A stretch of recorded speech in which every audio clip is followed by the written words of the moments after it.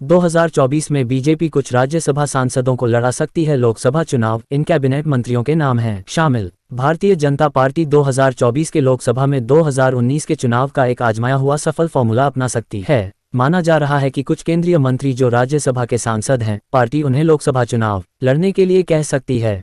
सूत्रों की माने तो कुछ केंद्रीय मंत्रियों जो 2 कार्यकाल से राज्यसभा में हैं, पार्टी ने इसके लिए तैयार रहने को भी कह दिया गया है।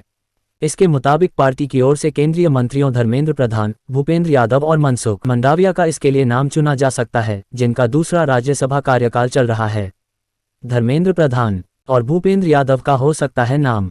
धर्मेंद्र प्रधान और भूपेंद्र यादव का पार्टी संगठन में भी बड़ा योगदान रहा है। प्रधान तो पार्टी और सरकार के लिए प्रमुख भूमिका निभाते रहे हैं और लोकसभा चुनाव लड़ने की इच्छा भी जता चुके हैं। इनके अलावा अश्विनी वैष्णव और ज्योतिरादित्य सिंधिया भी अभी राज्यसभा के सदस्य हैं, जो लोकसभा चुनाव में भाजपा के प्रत्याशी हो सकते हैं। सिंधिया मध्य प्रदेश की ग्वालियर लोकसभा सीट से कई बार कांग्रेस के टिकट पर चुनाव जीत चुके हैं।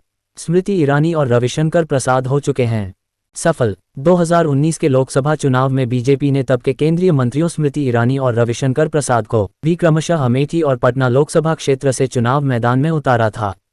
दोनों राज्यसभा के सदस्य थे, लेकिन लोकसभा चुनावों में पार्टी के लिए बहुत बड़ी जीत हासिल की थी। धर्मेंद्र प्रधान एक बार लोकसभा चुनाव जीत भी चुके हैं। धर्मेंद्र प्रधान 2009 के लोकसभा चुनाव में ओडिशा की देवगढ़ लोकसभा सीट से चुनाव जीते भी थे, लेकिन परिसीमन के बाद ये चुनाव क्षेत्र ढेंकनाल और संभलपुर में विभाजित हो चुका है। प्रधान ओबीसी चौसा जाति से आते हैं। उनकी उम्मीदवारी से ओडिशा के उन सभी चुनाव क्षेत्रों में असर पड़ सकता है जहां इस जाति की आबादी अच्छी है। प्रधान को भाजपा नवीन पटनायक के बाद वाली ओडिशा की राजनीति के लिए प्रदेश के भविष्य के नेता के रूप में देख रही है। हरियाणा या राजस्थान से चुनाव लड़ सकते हैं भूपेंद्र यादव।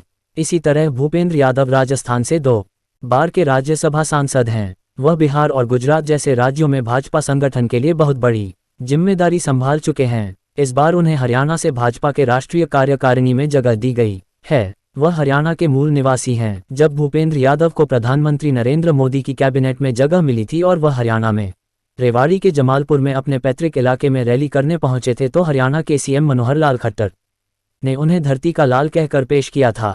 इसका यही संदेश निकला कि वह प्रदेश में पार्टी के भविष्य का चेहरा हो सकते हैं। उनके लिए अच्छी बात यह है कि पार्टी उन्हें हरियाणा या राजस्थान कहीं से भी उतार सकती है। मंडाविया भी लड़ सकते हैं लोकसभा चुनाव। इसी तरह गुजरात के भावनगर से आने वाले पाटीदार नेता मनसुख मंडाविया को भी पार्टी लोकसभा चुनावों में आजमा सकती है। भाजपा के एक और बड़े मंत्री हैं पीयूष गोयल। वह मुंबई से रहने वाले हैं और 3 बार से राज्यसभा सांसद हैं। हालांकि उनके लिए अभी साफ नहीं है कि उनके नाम पर भी विचार हो रहा है। वित्त और विदेश मंत्री पर भी दांव आजमा सकती है भाजपा। हालांकि वित्त मंत्री निर्मला सीतारमण और विदेश मंत्री एस जयशंकर का मामला अलग है। बीजेपी तमिलनाडु में अपना आधार मजबूत करने में जुटी है और ये दोनों नेता अब प्रदेश की बड़ी पहचान बन चुके हैं। दोनों तमिल ब्राह्मण हैं। ऐसे में इन दोनों को लोकसभा चुनाव में उतारने पर पार्टी जरूर विचार कर सकती है। पिछले महीने नए संसद भवन के उद्घाटन से पहले जब तमिलनाडु से 20 संत पीएम से मिलने उनके आवास पर पहुंचे थे और उन्हें संसद में स्थापित करने के लिए पवित्र सेंगोल सौंपा था, तो निर्मला सीतारमण की उनके बीच मौजूदगी खास रही थी। इसी के साथ अब मैं विदा लेता हूं। धन्यवाद।